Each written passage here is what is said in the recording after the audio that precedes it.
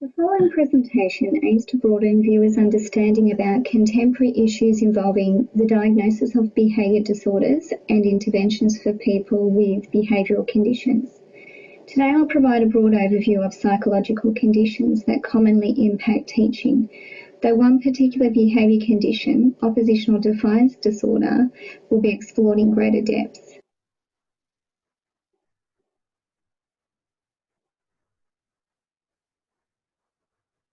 So what will you expect from today?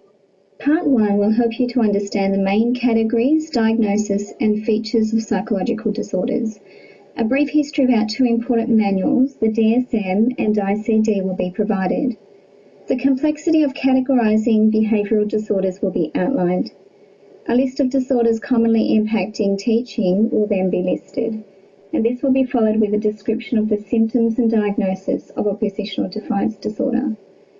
Part 2 will analyse the impact of labels on teachers' attitudes about diagnosed conditions. The pros and cons for diagnosing psychological orders will be discussed, and implications specifically for teaching explored. Part 3 will identify evidence-based strategies for working with students with challenging behaviours and psychological issues. Within this section, the systemic, the environmental, the cognitive and the social emotional strategies relevant to oppositional defiance disorder and other psychological conditions will be provided.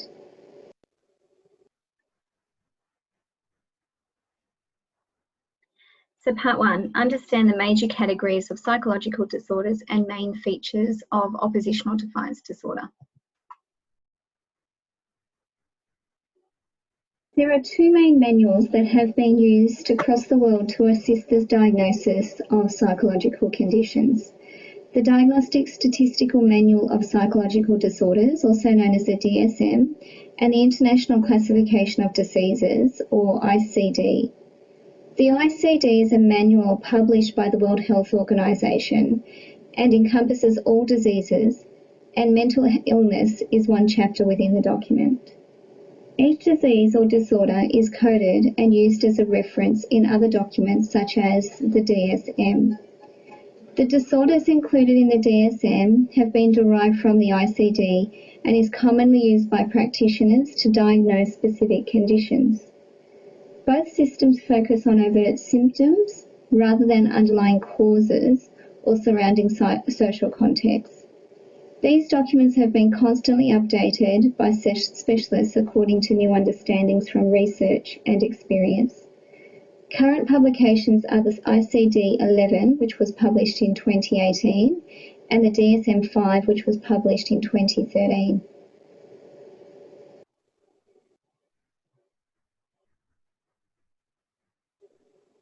The DSM is a classification of mental disorders published by the American Psychiatric Association. Although made in the United States, it is used across the world, particularly where a diagnosis is required, such as for insurance claims and for criminal cases. It's used in schools for assisting independent plans and for accessing funding and services. It's regularly revised and hugely controversial. The DSM has traditionally been used as a reference guide of descriptive behaviours that clinicians could use to identify a condition that best fits their clients.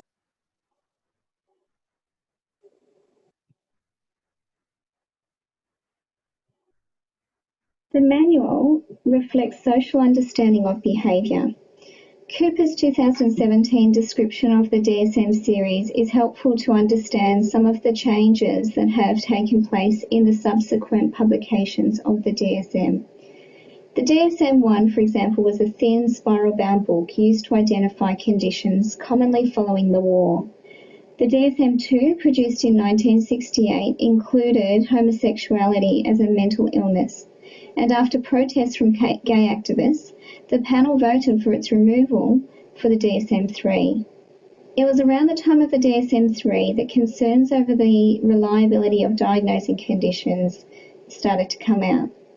The focus of the DSM-3 involved the introduction of a checklist criteria, and there was a focus on a set number of conditions from which someone had to exhibit to be diagnosed with a condition.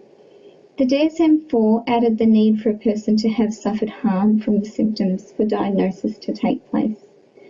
Many conditions within the categories of psychological issues shifted within the text in the DSM-5 manual, and some were moved completely. The DSM-5 introduced an exclusion rule, which meant that diagnosis could only take place if the behaviour could not be explained by other conditions. There's additionally an acknowledgement of comorbid disabilities to exist, meaning that more than one disorder could exist at the same time as another, provided minimum requirements were met. The manual.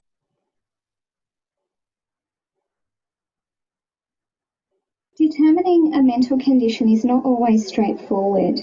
The DSM-5 involved a task force of 30 psychiatrists with 10 experts to describe symptoms listed in current research about behaviour. The shifting around of disorders within the manual demonstrates the complexity of the task of categorising behaviour disorders. To understand the manual, there are no real categories of behaviours, but rather chapters within the DSM-5 which group disorders together. Current chapters are to the left of this slide. The red highlights some of the new categories in the 5th edition. The updated manual has the disorders chronologically organised to replicate parts of the life cycle. That is, disorders predominantly manifested early in life or at the start of the book, whereas older conditions are found towards the end. This slide shows a number of notable changes from the DSM-4 to the DSM-5. For example, the chapter Disorders Usually Diagnosed in Infancy, Childhood and Adolescence was replaced with the chapter Neurodevelopmental Disorders. Additionally, anxiety disorders in the DSM-4 was split and replaced with anxiety disorders, obsessive and compulsive related disorders, and trauma and stresses related disorders. Asperger's syndrome and pervasive developmental disorders not otherwise specified is no longer mentioned and is absorbed within the new 3-level classification system of autism spectrum disorder. What this information shows us is that our understanding of disorders is forever changing and classification of disorders difficult to achieve.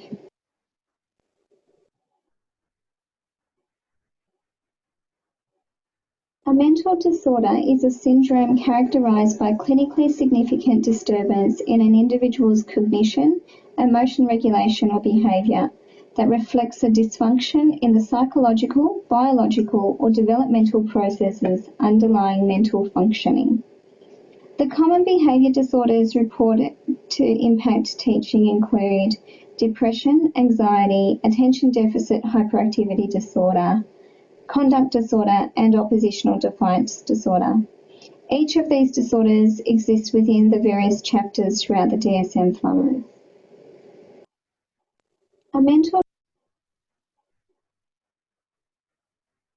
I've prepared a Padlet,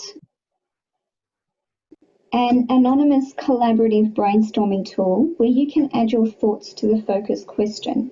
What do you think are the features or symptoms of oppositional defiance disorder? If you use your phone, you can scan the QR code, which will allow you to go to the Padlet and add your response. And all of our responses will be recorded on there and we can see what everyone else has thought.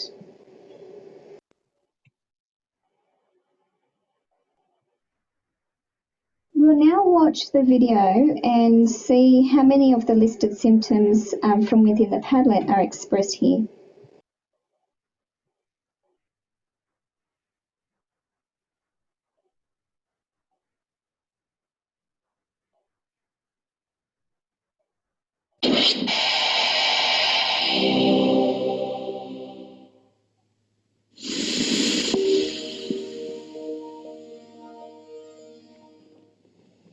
Tommy, I can't believe you just said that. Well, I told you. All right, forget it. We're going. Come on, Alexa, let's go. You have to maintain yourself. Don't ever bring your son here. Shut up! Hey! Say what's that? I don't care. You don't hit her. Really? Because you don't want to fight this wild. Stop it! Stop. No. Ow. Stop. Mom, like Okay. You know why? Stop! Stop! Oh my God, Alexa! Damn it, Ethan! Knock it off now! Now! Don't! You ever get the fuck Oh, out of here, Ethan! you dumbass! I'll kick your ass! Shut up! Stop! I'm upset! Okay. You can be angry at Uncle Tommy. You don't need to be angry at Alexa. Because I'm not a freaking asshole. Hey, but she didn't do I'm anything. not a freaking asshole,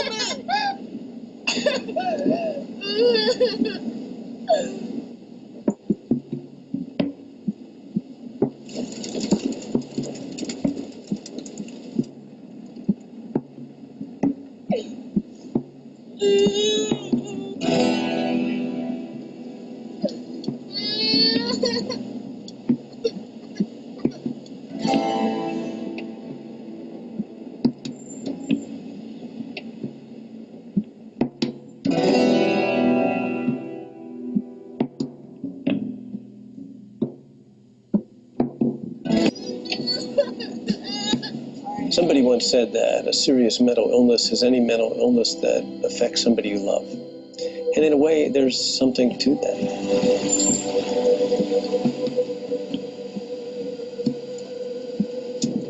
Really good man! For people who have serious mental illness and who are not treated, there's a tendency to violence, especially towards the people that they're closest to, and most of all, towards themselves. And only about half of the children who have a mental disorder are going to receive any kind of care whatsoever.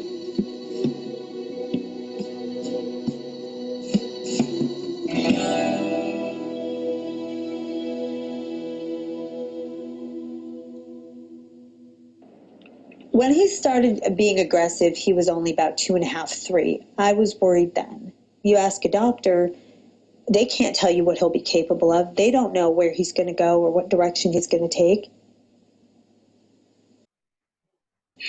I just can't help myself because it's just what I usually do. I don't know how to control my anger. There's only so much life. What'd you say? I said if there was a lifeguard who could help me try to control myself. Because you know lifeguards are good, right? Yeah, they save everyone, even when they drown.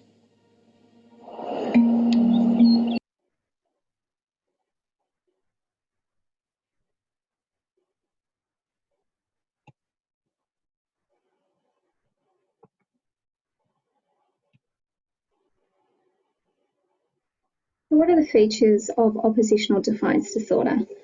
According to the DSM-5, which is referred to in the Raising Children's Network, oppositional defiance disorder is more common in males than females. Some of the reported risk factors include ineffective parenting, family mental health, biological and developmental risk factors, school risk factors, and poor peer and community connections. A person with ODD may lose their temper, argue with parents, actively refuse to do what adults tell them to do and disobeys rules, deliberately annoys others, blames others for their behaviour, are annoyed by others, and are nasty and unkind to others other than their sibling. For a diagnosis to exist, a child has at least 4 of the listed symptoms. They display these symptoms very often. The behaviour interferes with their usual daily activities. It cannot be described by any other condition, and it exists for at least 6 months. A person with ODD may additionally have other diagnosed conditions such as ADHD or anxiety.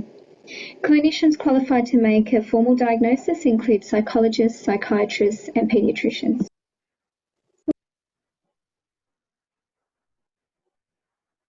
The diagram from Hasbrook, Phillips and Downer 2016 demonstrates how similar oppositional defiance disorder is to other mental disorders. Some of the behaviours previously diagnosed with ODD or bipolar disorder under the DSM-4 manual may now qualify to be diagnosed under the new category, disruptive mood dysregulation disorder. of the DSM-5. Previous descriptions of oppositional defiance disorder suggested that a person may often swear or use abusive language, though this was removed when the DSM-4 was made. This picture continues to show how difficult diagnosis can be. Part 2, challenges. To analyse the impact of labels on teachers' attitudes. So I've prepared a poll. Use your phone to scan the code in the centre of this screen, and it links to a Mentimeter poll that I've prepared, and it asks you to look at some statements and for you to rate your own perception on a Likert scale of 1 to 5. The poll is anonymous. A graph of average results will show the current perceptions about oppositional defiance disorder within the room. I've listed the questions up on this page just so that you can see what's within the poll, but you need to scan the QR code to access the poll.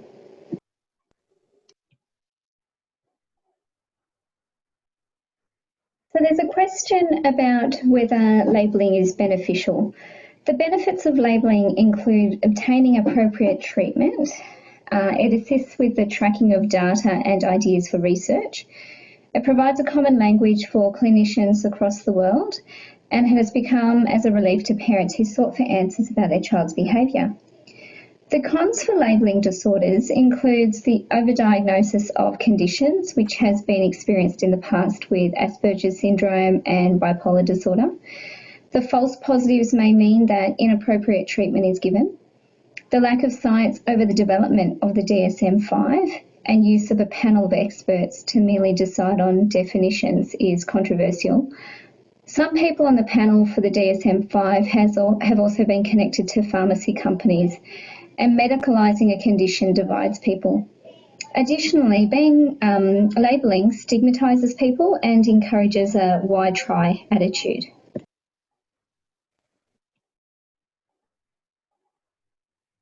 So although I've outlined the pros and cons for labelling in general, what does that mean about how does that impact teaching?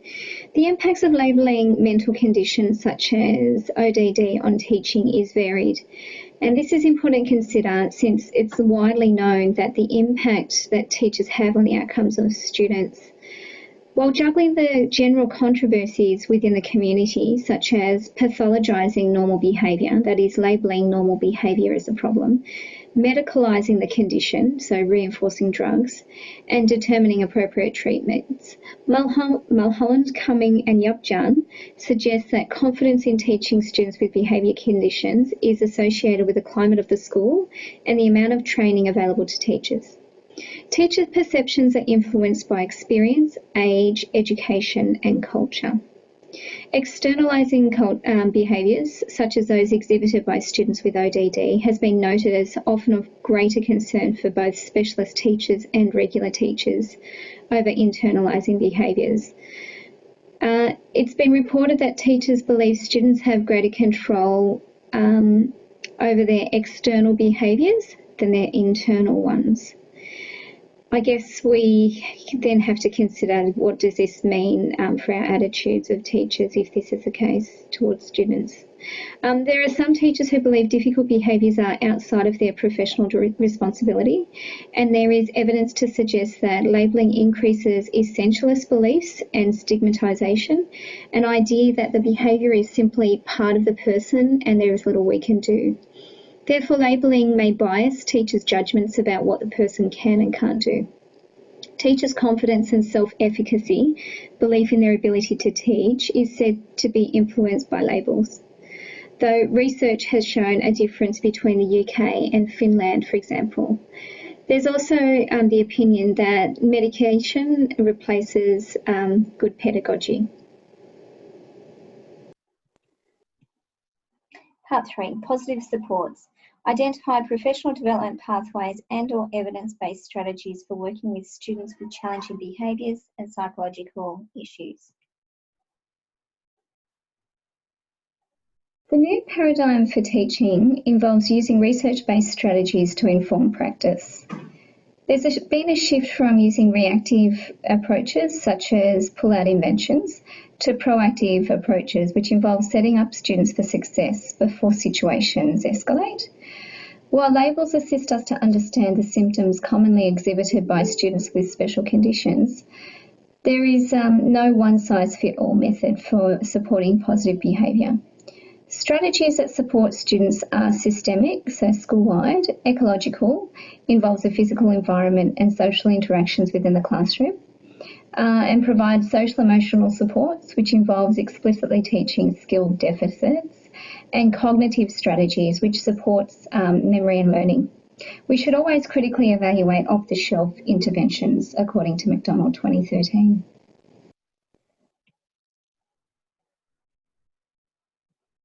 The ecological factors that contribute to children's behaviour is widely documented. Developing and maintaining positive teacher interactions is paramount. Classroom organisation, planning and teaching need to be carefully considered. Maintaining predictable routines, consistent expectations, sequencing and pace of lessons are also important. Quality feedback that is specific and positive helps students to track their learning and redirect learning and behaviour. Antecedent strategies involves explicitly teaching students how to replace negative behaviours with positive ones. Prevent, teach, reinforce is one documented intervention that has achieved positive results. A functional-based assessment can be used to determine the form, function and context of escalating behaviours if and when behaviours start to develop. Providing opportunities for students to engage in positive interactions with others has also been documented to assist students to relate and connect to others. Mitchell, 2014, described one intervention called the Good Behaviour Game, and this is reinforced with the class-wide incentives suggested by Parsonson in 2012.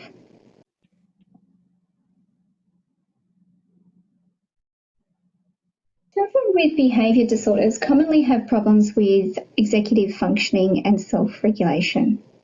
Some students may need to be explicitly taught how to behave and interact appropriately, and this can be done through modelling and role-playing. Otherwise, students may verbalise the expectation but not actively use it. At times, this involves a team effort of all specialists who work with students, including paraprofessionals such as speech therapists and psychologists who have a good rapport with the student. Self-regulation skills training assists students to be self-aware of their emotions and to develop strategies to regulate and monitor their behaviour. Problem-solving skills involves helping students to break down problems and to approach them systematically.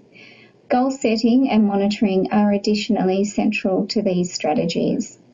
Cognitive behaviour therapy is a strategy used by trained professionals to assist students to change their negative thinking.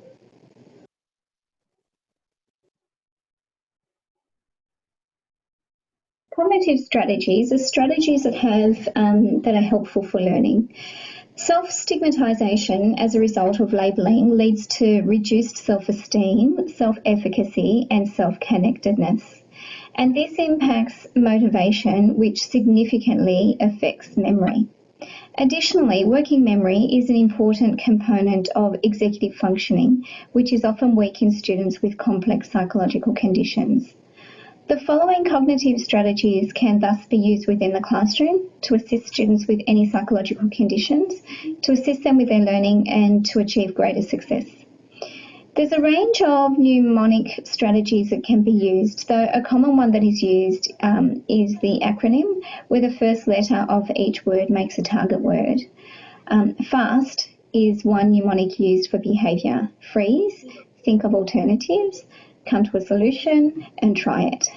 SLAM is another one. Stop, look, ask for help, make a response. An appropriate response is the other one. Mind mapping can be helpful to assist students to manage lots of information at one time. And review and practice is another strategy where reviewing content regularly using spaced practice rather than mass practice is also helpful.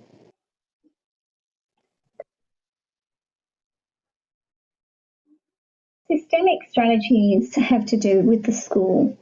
School-wide strategies can assist teachers to promote positive approaches to behaviour management and to develop skills for appropriately managing behaviour.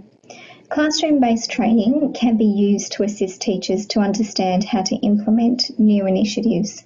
This involves teachers modelling lessons and behaviours with students for other teachers, and teachers having professional dialogue about the observed lessons. Applying a functional approach to intervention support helps to ensure that plans from functional-based assessments are implemented properly and with fidelity. Performance feedback provided to teachers can be used to check that plans are working and to see if any adjustments need to be made. School-wide positive behaviour support is another school-wide strategy, and this reinforces the importance of having a common set of expectations and language around behaviour.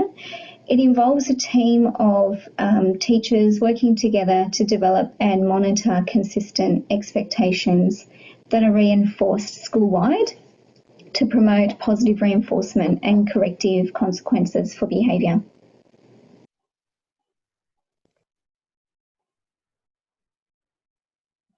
Thank you for your time today. Hopefully you now have a greater understanding about the complexities around categorising psychological disorders and understanding the controversies around labelling and diagnosing conditions.